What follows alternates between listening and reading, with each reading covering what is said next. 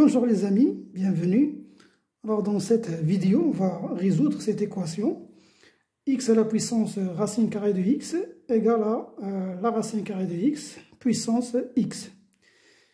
Bien, alors lorsque vous voyez ce genre d'équation, alors on va s'appuyer sur les propriétés du logarithme pour résoudre ce genre d'équation.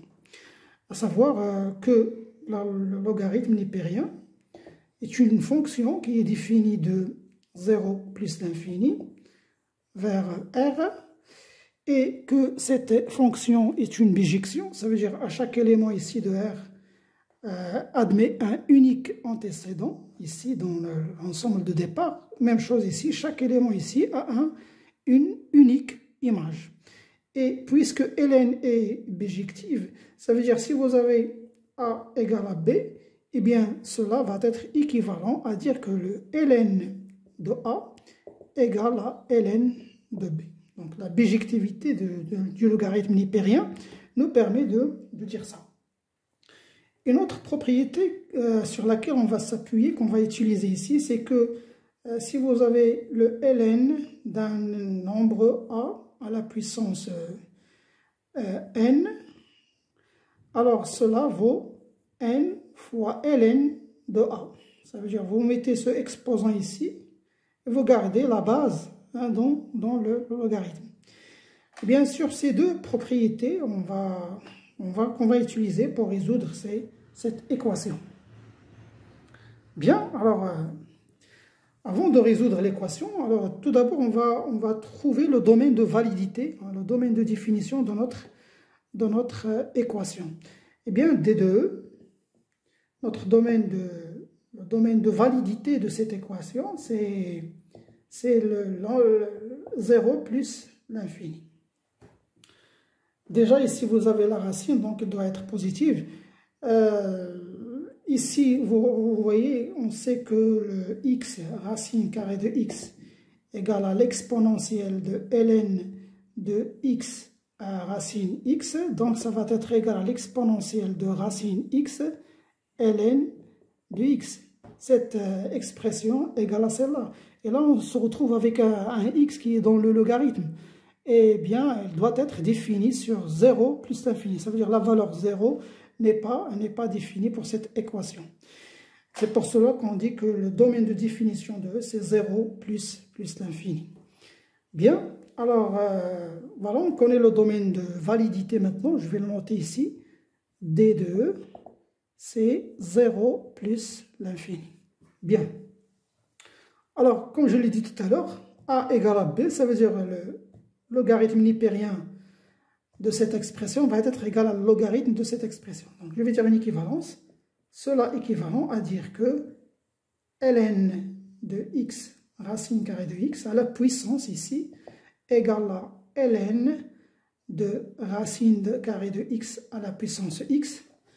Et comme je l'ai dit tout à l'heure, la propriété du logarithme, c'est qu'on peut poser cet exposant ici et dire que cela est équivalent à l'exposant c'est racine carrée de x fois ln de x. J'ai appliqué la propriété de A à la puissance R égale à R ln de A. Voilà, R ln de A. Le R ici, c'est racine carrée de x et la base ici, c'est x. Donc, c'est racine carrée de x fois ln de x. Même chose ici, je vais dire ici, l'exposant c'est x fois ln de racine carrée de x. Bien, je vais faire passer ce terme-là de l'autre côté, donc je vais avoir la racine carrée de x, ln de x, moins x. Le ln, alors la racine carrée de x, on peut la transformer à une puissance, c'est x à la puissance 1 sur 2. Tout ça vaut 0. Cela équivalent à dire que la racine carrée de x, ln de x, moins. J'applique toujours la règle, ici l'exposant c'est 1 sur 2, donc je vais le mettre ici, je vais avoir 1 sur 2 fois x fois ln de x. Tout ça égale à 0. J'applique toujours cette règle, je vais la noter ici. ln de A à la puissance R égale à R ln de A. C'est ce que j'ai appliqué ici. Bien, maintenant, je vais trouver, toujours pour résoudre ce genre d'équation, égal à 0, essayer de factoriser, avoir des facteurs, hein, comme ça vous pouvez trouver les solutions. Ici, j'ai deux termes, mais regardez, j'ai un facteur commun ici qui est le ln de x, ici ln de x. Là, j'ai racine carrée de x et là, j'ai x. Mais regardez le x là. Je peux dire que c'est la racine carrée de x, le tout au carré. Donc, je vais avoir comme facteur commun ici la racine carrée de x, ln de x. Je vais avoir aussi racine carrée de x, ln de x.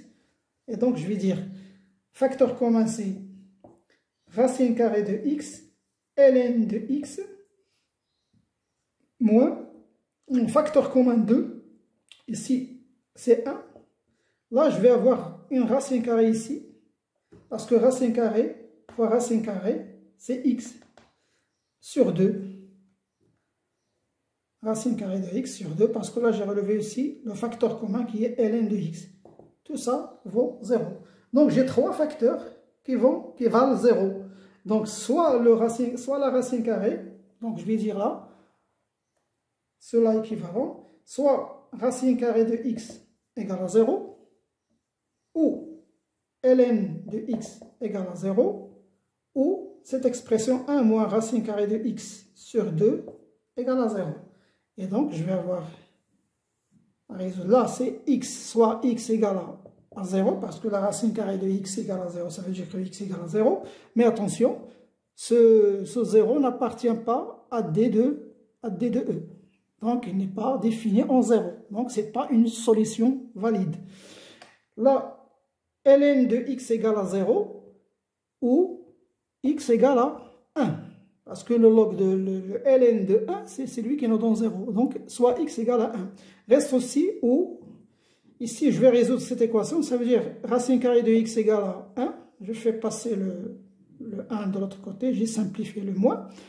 Donc, cela implique que, ici, vous allez avoir x sur 4 égale à 1. J'ai mis tout au carré. Et donc, cela implique que x égale à 4. Donc, soit x égale à 1, c'est une solution valide qui appartient à notre ensemble de validité. Et x égale à 4. Le 0, on ne va pas l'accepter parce qu'il n'appartient pas à D de E. Et donc, l'ensemble des solutions, c'est 1 et 4. Voilà mes chers amis. Je vous donne rendez-vous à la prochaine vidéo.